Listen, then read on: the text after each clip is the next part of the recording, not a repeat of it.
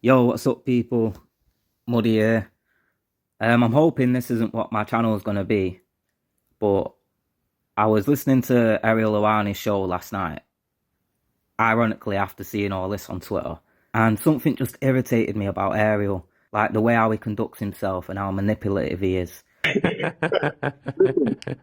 So last night, or more so this morning, I was on Twitter, just browsing through, and I saw Bilal had something to say about Ariel hating on him. Which, let me just say, I've noticed this too. In the past year, Ariel has done nothing but try and slyly suggest that Bilal's not good, or Bilal's rubbish, or Bilal's this, or Bilal's that. And I'm not even a fan of Bilal. Like, if you look on my Twitter, you'll see me constantly going at Bilal. So, you know, it's not like I'm biased towards Bilal.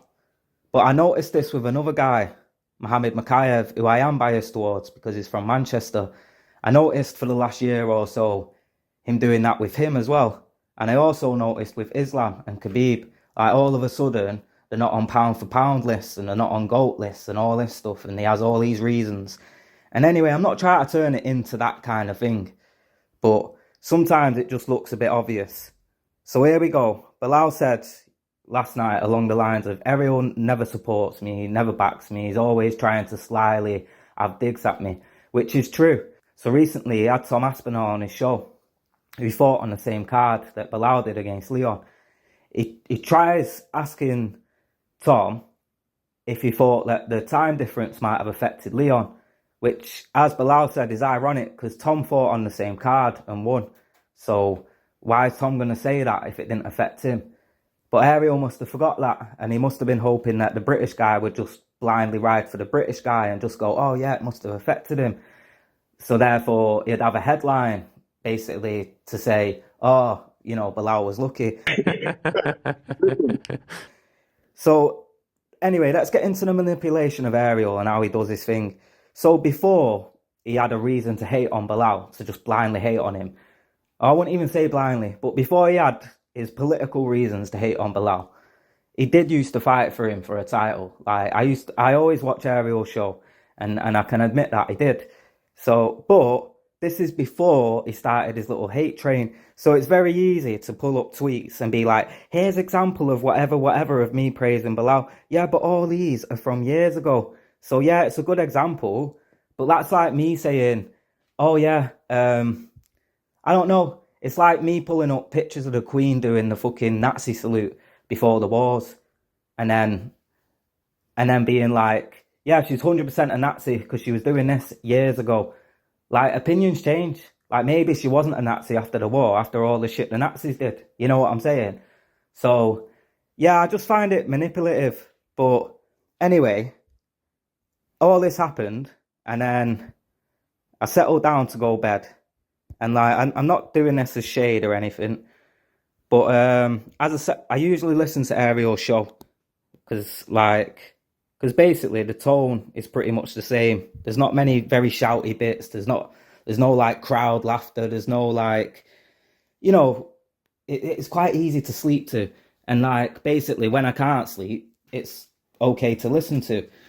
So anyway, let me just get into it. But this is the first thing I found manipulative, and it was right at the start of the interview. It's a lot that you'd be here. I know it's a busy time for you. It's another fight week.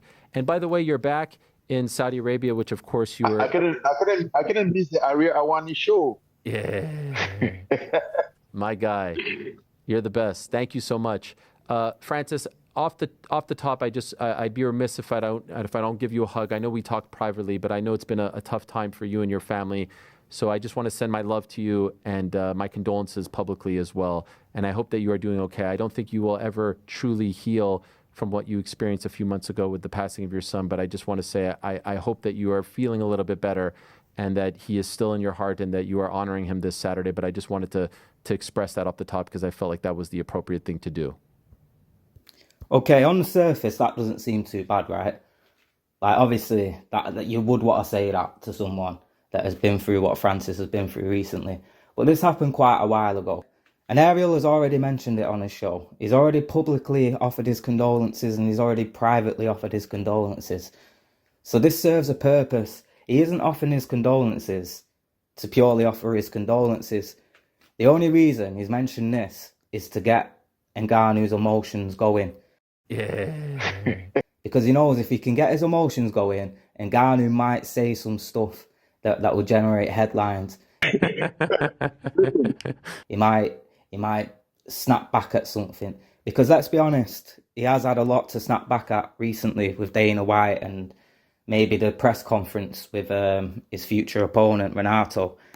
But anyway, let's skip ahead. So we've got that covered, yeah? Basically just...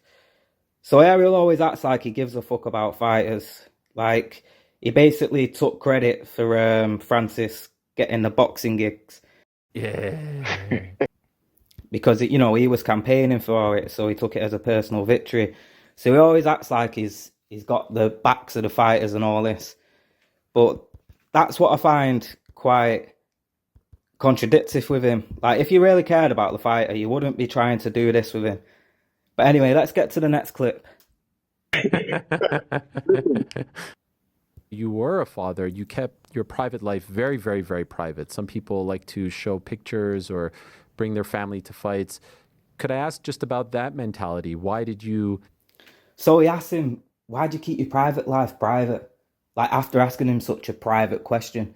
Like, so to me, that suggests to me that you clearly know that he wants to keep things like this private. Yeah, that he doesn't want to discuss them. He doesn't want it to be in the public forum. He doesn't want it to be a discussing point around this fight. But what did you start out doing? Mentioning it.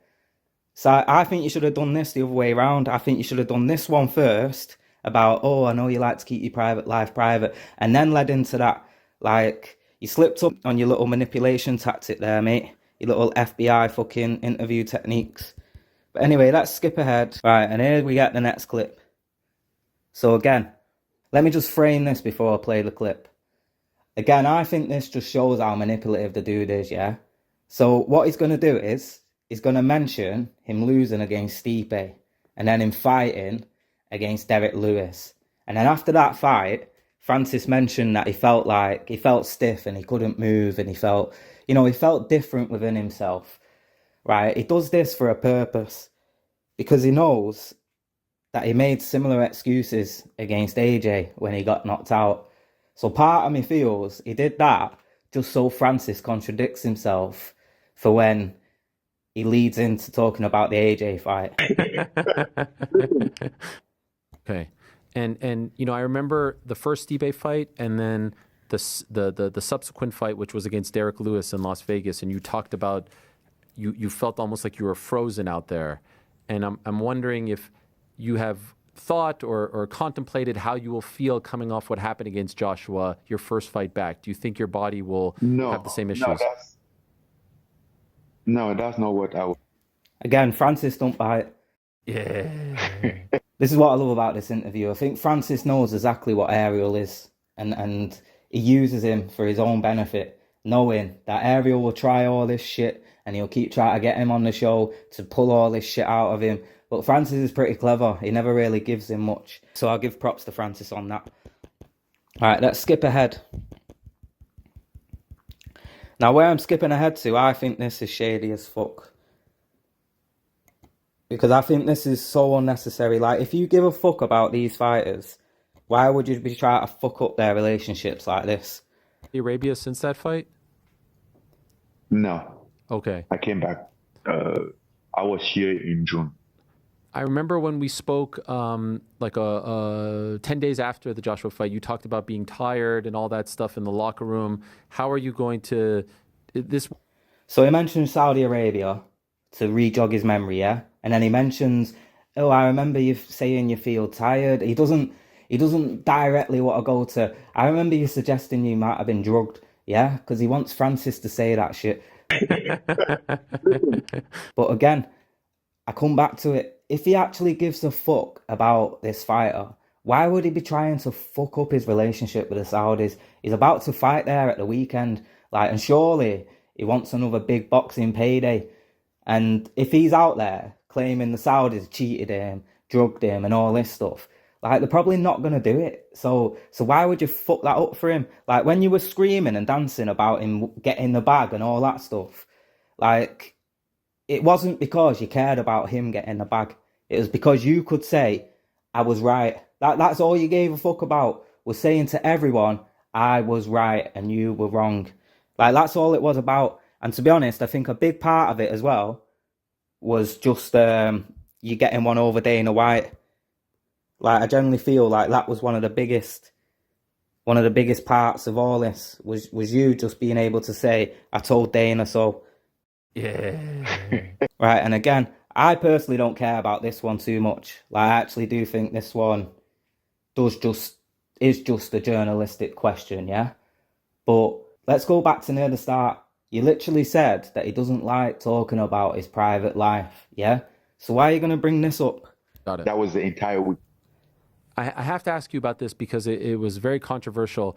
The press conference in August, you and Henan Fajeda, he received a lot of blowback from people like myself because I felt the comments that he made about your difficult year were very tasteless and out of line. And he has since said that's not what he was referring to. He was referring to just the knockout and not what you and your family have been going through.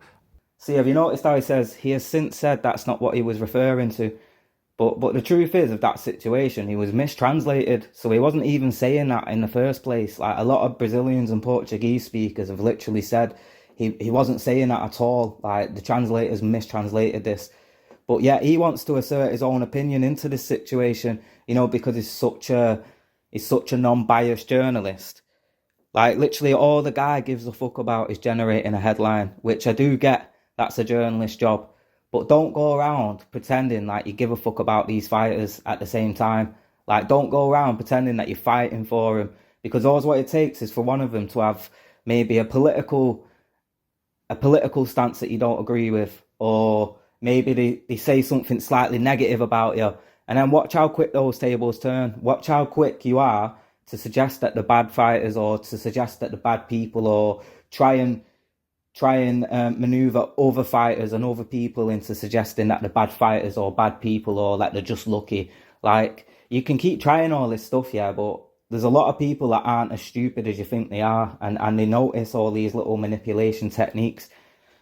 I felt like, and other Brazilian fighters have backed this up, that he was referring to everything that you have been going through. When you see, so he says other Brazilians backed this up. No, they didn't. What they backed up was saying that was mistranslated. That's what all the Brazilians were saying. They weren't backing Ariel up, going, oh yeah, what Renato said was out of order. No, all I saw on Twitter and other social media was Brazilian fighters and Brazilian people saying, no, this is a mistranslation, this is clickbait. You see how he manipulates little things just to try and get his little headline? heard that, and since then, how did you interpret his comments? Because I feel like there are certain things that should not be talked about. Well, I think I don't think he's that kind of guy that's gonna say such a bad thing. And personally, And again, Francis don't bite. Yeah, he literally just says, "I don't think he's that kind of guy to say something like that." And what was funny after this, he literally says, "And I'm not a mean person, so I'm not gonna say anything like that back." And you can literally see, you can see the hope draining out of Ariel's face as Francis says this, because he's not biting to these little questions. And I love it. But anyway, this isn't supposed to be some character assassination. I'm just a big fan of MMA, and I literally listen to Ariel all the time. He is one of the best people that covers the sports. But at the same time, he is very contradictive. He is very manipulative, and he always tries to act like he cares and all this stuff. But there's a lot of time when I'm listening to him, I'm thinking, shut the fuck up, mate. I know what you're doing. I know what you're playing. You're not as subtle as you think you are. But yeah, anyway, if you like this video, check out a podcast I do with my mate called Sideboob. That's Sydeboob. You can get it on most social media networks, i.e. YouTube, Twitter, Rumble. If you like this video, don't forget to like and subscribe. See you in a bit.